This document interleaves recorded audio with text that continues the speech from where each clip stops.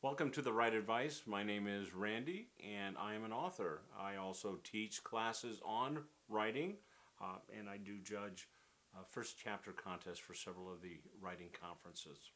And my name is Amber, and I'm a student of writing. Randy and I have been friends for a long time, and we both thought this would be a good time to review and discuss one of what we believe to be the greatest fantasy films of all time, high fantasy specifically. And that's Willow, because the series is coming out. So we picked 3 areas where we thought these would be worthy of a focused discussion, but if you would like a more in-depth discussion, we have that, and we will put the link below, or just check back on our channel in a couple of days and we'll make sure that it is on there for you, complete with clips and other things. But let's get right into it. So Willow, if you have not seen it, is one of the greatest fantasy films I've ever seen, and I have seen Lord of the Rings and love it. It's a close match, but it's a world of its own. The writing, in my opinion, is just top notch. It is so concise. So we thought we would look at the story, the characters, and the journeys of these characters in this particular video. We'll discuss other really cool things that the movie does in the other one, such as the Chekhov's gun and themes and the aesthetics.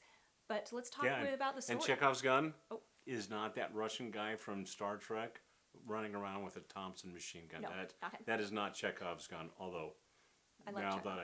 that I mention that, I'd really like to see it. That would be pretty cool. That would be I cool. like Chekhov. So the first thing we want to discuss is the story itself. It follows the hero's journey really closely. If you're not familiar with that, it is conceived or observed by Joseph Campbell. It is a pattern that stories tend to follow, and this is across cultures and throughout time in mythology, where a hero leaves home, goes on an epic quest. There are other characters that come in and play specific roles, and at the end, after the climax, he comes home and he is changed. So Willow follows the hero's journey very, very well. And we watched the movie again last night together, and we're just pointing out all the specific points, like, oh, there's the sage, the dark night of the soul right here. So George Lucas. Yeah, I was, we're blown away about the level of storytelling that goes on in that movie.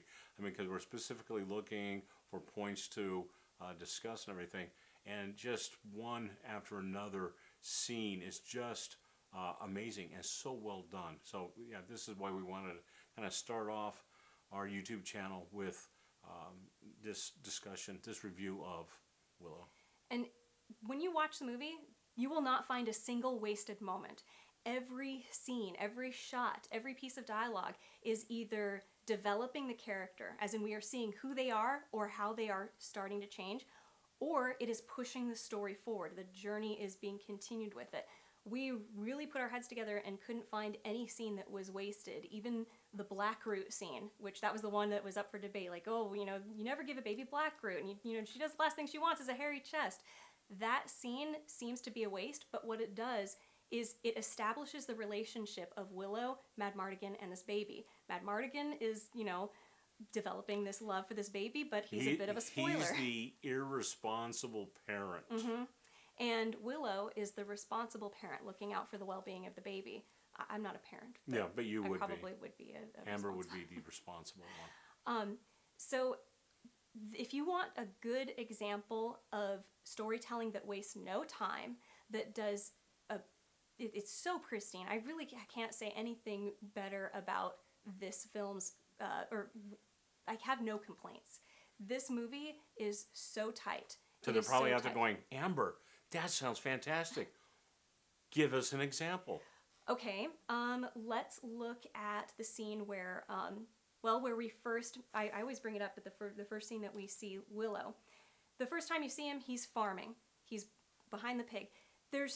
We're instantly sympathetic to him. He's a hard worker. But what does he stop for? His children. His children are excited about something they found by the river, and he's moved by it. He smiles and he says, okay, I'll go with you. Then he comes back after realizing there's this baby, which, by the way, the baby, he realizes is trouble. He doesn't want trouble. He just wants to live a simple life. Because babies are trouble. Well, it's clearly a foreign baby. It's a Daikini baby. And foreign babies are definitely twice as much trouble. Sorry. So, it's all good. Where is your mind going? Don't know. So he says, let's just push the baby downstream and forget we ever saw it. And he comes back to his pig, or to his farm, and he's being bullied by the town, I guess, landlord, or he's one of the town leaders, the village leaders. Like the mayor. Yeah. And the mayor is threatening him with, first of all, he's accusing him of theft, saying, you stole these seeds. And he says, no, I didn't. My family worked hard to gather them. And then he threatens him and says, you know what? Your farm is going to fail, and I'm going to own this land, and you're going to end up working in the mines. So this scene doesn't just develop his character, but it's a motivation. It is also a consequence. He will do anything for his family. He's hardworking, and the consequence of if he were to leave, his family might lose the farm, and he might end up having to go work in the mines. So this is a really good example of combining the purposes of this scene. If you ever find yourself writing a scene where you go, oh, but this is a really great opportunity to show off this character's personality, but it doesn't do something essential to the story, like set up consequences if you don't succeed in your journey, or if you go away at all, like creating conflict, consider getting rid of that and figuring out how to show character while your character is doing something important to the story. Right. I mean, if you're a writer or you're wanting to write screenplays, or if you're wanting to write novels, I always am thinking about what does this scene do for me? Whatever I'm writing, it should serve a couple of purposes. It definitely should serve at least one purpose. So if you've got a scene, and if I come up, I'm like, what's the purpose of this scene? And you go, I don't know. Maybe that's not a good scene, and maybe you can get rid of it and tighten it up. So yeah, like Amber said, this scene develops characters. So we see Willow. We see what Willow is really like. We establish consequences already. His situation is dire. He is an outlier in the village in as much as he's not in favor with the leader of the village. And we see his interaction with the family. Mm-hmm. So we see a lot of stuff. We are told character. We're not told character. We see character. And in writing, storytelling, the axiom is show, don't tell. And in this, we definitely are shown that what Willow is like, mm-hmm. and what his situation is about. With this scene alone, you know exactly who he is. And you also know what his Achilles heel is. He is not, he does not want to take any big risks. He feels small. This is a daikini baby, giants who live far away. Let's push it downstream and forget we ever saw it because it's trouble. So he doesn't want this trouble. He doesn't want to get involved in something that's big and scary and dangerous. So it's perfect. I mean, 1 minute scene in the very beginning, and you know everything you need to know about Willow. It's brilliant. Right. And this is pervasive throughout the whole film. Every scene is like this. The introduction to Mad Mardigan being manipulative and all out for himself. And you know, you even get a miniature of his backstory. You know, oh, he used to be loyal to Galadorn, but he left because he only wants to serve himself. So it's brilliant. It's an excellent study of keeping your story tight, combining things if you can. Never just do something for one purpose if you can. If you can do multiple things at once in a scene, that's what you should do, and this film does that brilliantly. All right, so what is our second point? Our second point is characters. So this is just a fantastic cast of characters. There's so many of them, and yeah, they do fall into Joseph Campbell's hero's journey. The roles there's the hero, there's the sage, there's the shadow. There's all kinds of characters in this, but they're just fun. They're entertaining, and they're very distinct. You can tell who is who based on what line of dialogue is given to you. You know, and also, there's not a duplication. I mean, so you're always going to have, like, the soldier, right? And they're like, I don't know, 30, 40, whatever. And their only purpose on screen is to march around and maybe die, you know. And so those aren't really characters. They're kind of like, what do you call it, backdrop scenery, mm-hmm. right? But the actual characters, they don't duplicate any of the other characters. I mean, so if you have a character and he or she is really meant to demonstrate a trait or a storyline, right, or a theme, you don't really see another character that's doing the same thing, which is smart movie making, mm-hmm. smart storytelling. And it makes for really interesting interactions, too. you put two characters who have different motivations and different personalities in the same room, and they're trying to solve the same problem, or they're working against each other to solve the same problem. It's really interesting reading, and it's really interesting movie watching. So we wanted to talk a bit about. We're going to talk about their journeys that they go on. Is this our third point? No. We're still on character. And I want Amber to tell me what her favorite character in the story is. My favorite character? Oh gosh, Mad Mardigan. Mad Mardigan's the best. He's so funny. I love Val Kilmer too, but I actually think this is his best role. The character of Mad Mardigan does an amazing job of being somebody who we like, but we don't trust. It's you mentioned the Han Solo of this movie is Mad Mardigan. And I would say he's an even better Han Solo than Han Solo because he's so obviously out for just himself. The first interaction that he has with the Nelwyns, the little people, is he's like, hey, first he scares them because he's desperate for water. And then he realizes, I better, convince them to let me out. And he's trying to hey, why don't you give me the baby? I would love to take care of it. And Burglecut and those guys are like, nah, we're out of here. And he's pleading with Burglecut and Vonkar, don't leave me with these two.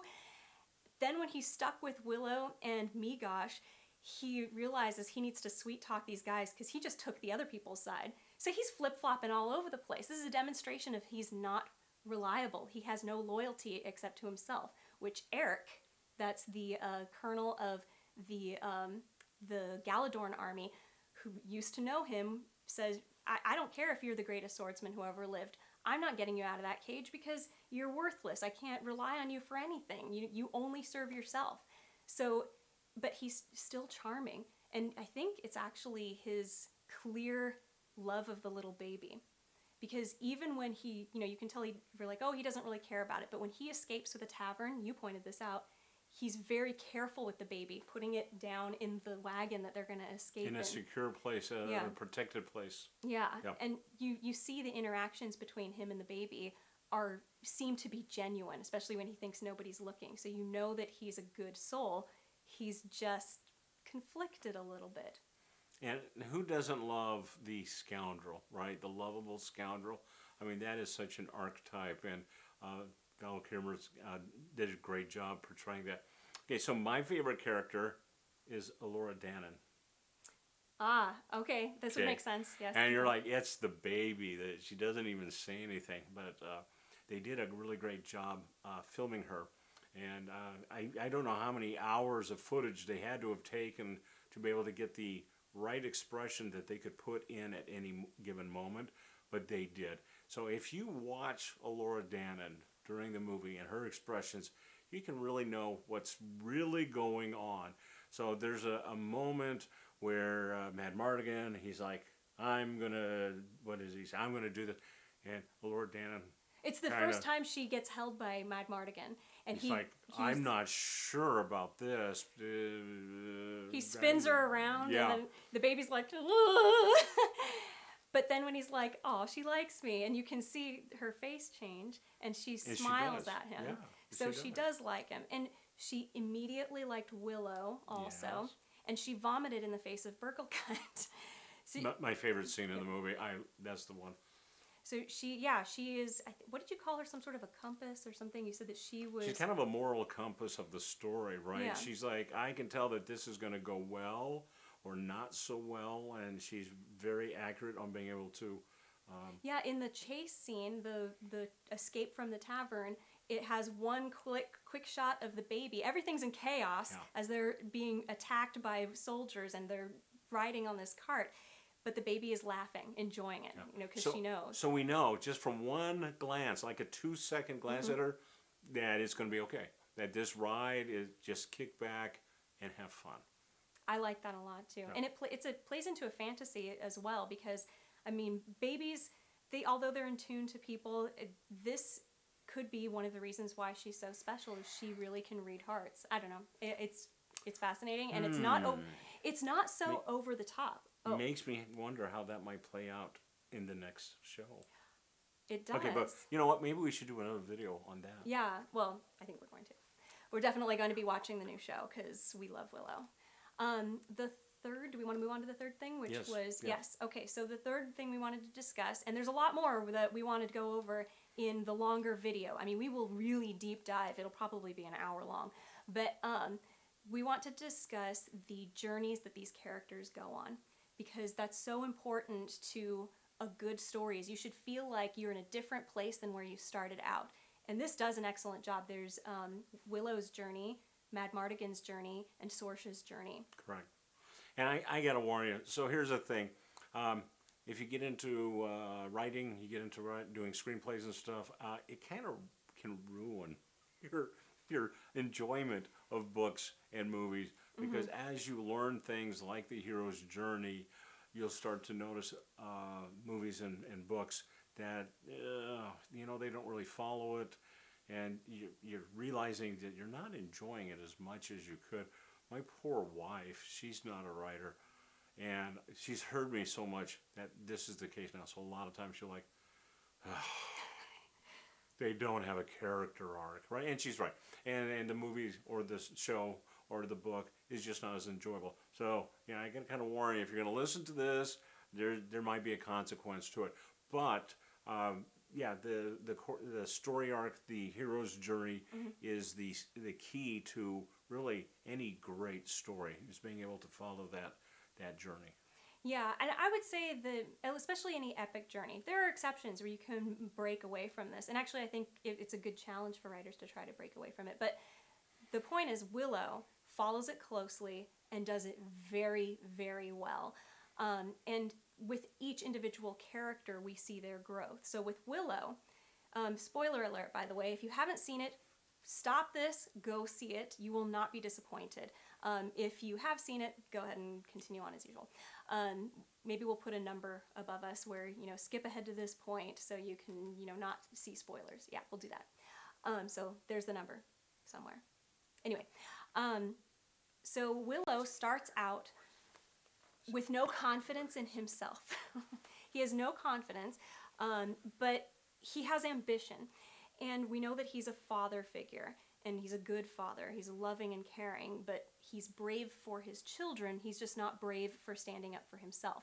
And we see that when he encounters the High Aldwin, and the High Aldwin is looking for an apprentice and says, the power to control the world exists in which finger? Which finger? And holds up his hand like this. And all the other potential, what do they call, the hopefuls, the other people who want to do it, pick fingers on the High Aldwin, and the High Aldwin's like, nope. But when he goes to Willow, Willow lifts up his hand and looks at his own hand, and then second guesses and looks at the High Aldwin's and picks a finger, and the High Aldwin goes, nope, that's it. You're no apprentices this year. And then later, the High Aldwin says, what were you thinking? He said, well, I was thinking my own finger. And the High Aldwin says, that was the right answer. You lack faith in yourself. That's the one thing that you need. You need to believe in yourself and your intuition. And that is what ends up happening to Willow at the end, is that his journey with this baby, all the adventures that he has along the way, fighting for the baby, finally gives him confidence in himself. And he faces Bavmorda, the biggest, baddest baddie who just defeated the most powerful sorceress that he's ever known, Fin Raziel. And he does it with his wits. He doesn't do it with magic at all. He uses his disappearing pig trick, which we saw in the very beginning of the movie. And it was a trick he did that failed, but then it won there. Do you want to go over Mad Mardigan? Mad Mardigan. All right. So Mad Mardigan starts out, and he is kind of the lovable scoundrel, and he is throughout the story. But at the beginning, lovable scoundrels tend to be unreliable. Yeah, go figure that, right? They're bad boys, and there's a reason why they call them bad boys, because you can't rely on them. They're bad boys, and that's what we have. So we have someone who claims to be the greatest swordsman in the world, and perhaps he is. But what good does that do? Because you can't rely on him. He is loyal to no one, and that is really his weakness. So as we progress through the story, Mad Mardigan changes. He becomes loyal and eventually pledges himself to Willow. To Willow, yeah. I serve the Nelwyn. He says that in the Snow Village. I love that line. I serve the Nelwyn. You saw how he saw himself as above everybody else. Especially the Elwyn, the shorter people, right? He calls him Peck. Right. Doesn't even call him by his name. And he does definitely, if you pay attention to it, tend to address whoever's in charge, showing that he believes himself to be at that level and ignores the smaller people. So it's significant when he pledges himself to Willow that he has pledged himself to one of the smaller races and a simple farmer at that, right? A simple farmer who hopes one day to become a wizard, but at this point is nothing more than that, just a small person in a big world trying to do good. And he pledges himself to that person and that cause. And what was the catalyst for that you mentioned that last night? No, I don't remember last night. What did I say? The baby and love. Oh, because he loves the baby, right? He changes. He finds something worth fighting for. And, we can guess in his background that maybe he's never had that. He's never had something worth fighting for. I just noticed when he was in the cage and he was BSing them, saying, I might have, once had I might have changed if I had a daughter of my own, Right. And he does. he ends up changing because of a little girl, perhaps, a child of his own. Oh, that's brilliant. That's another sample of the brilliance.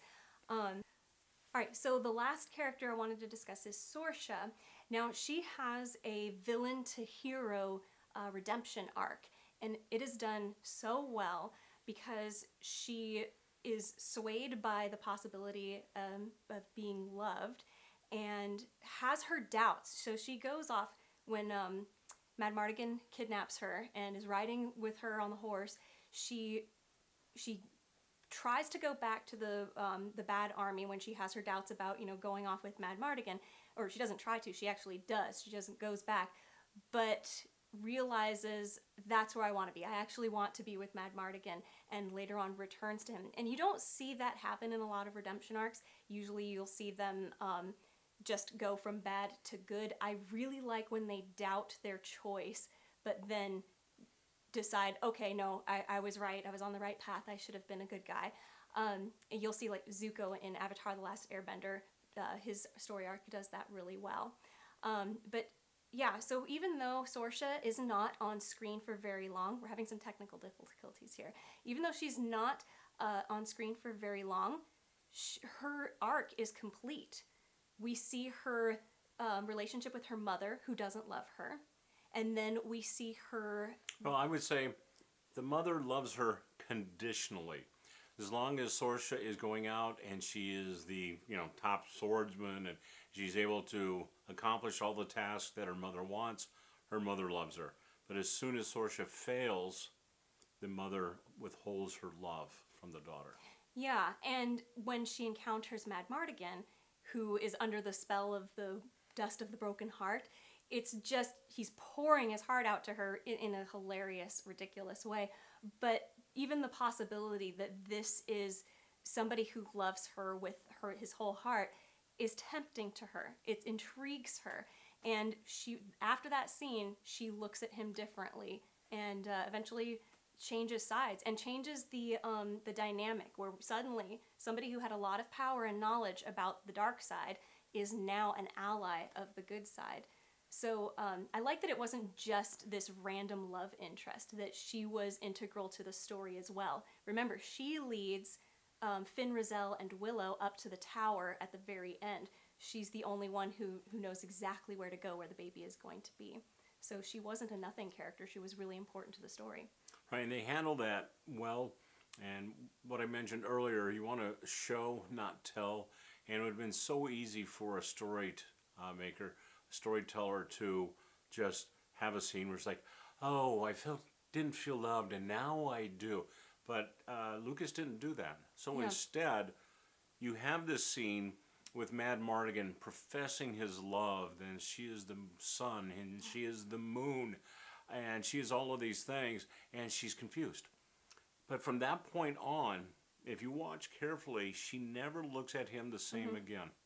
So at first there's like, is he for real? What is going on? Is he crazy?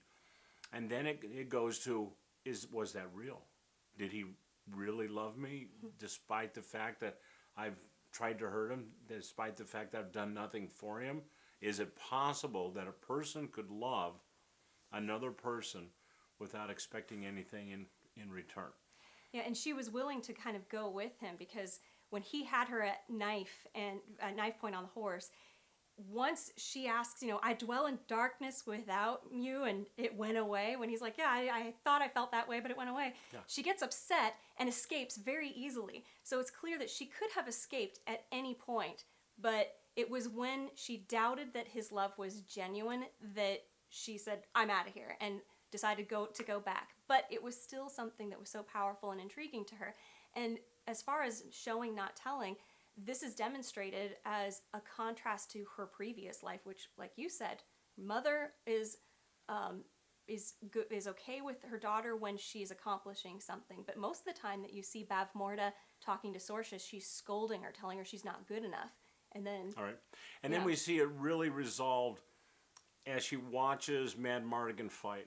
I mean, so she's seeing him and he's going, and she knows that this is based on his love for the child, his dedication to the child. This is something that she doesn't... It's pure and honest. It's pure and honest. She doesn't have in her whole life. It's not ever been part of her life. She sees it. She's drawn to it. And she wants that kind of love. I mean, I'm not in her head, but that's what I take away from the movie. She wants that kind of love, and she wants to be with the kind of person who can do that. And then that's when she goes up and kisses him. And yeah, you know what? The kissing thing, normally I don't like that, but that was actually a really good use of a kiss in a movie. I liked it. I thought it was great. I like the romance. I like that it wasn't over the top. It was subtle, and a lot of the things between them that were important weren't even said. But anyway, so I think that's all we want to go over in this short video. But we are definitely going to be doing a deep dive. So if there isn't a link below, there will be at some point. We'll edit this video so that there is.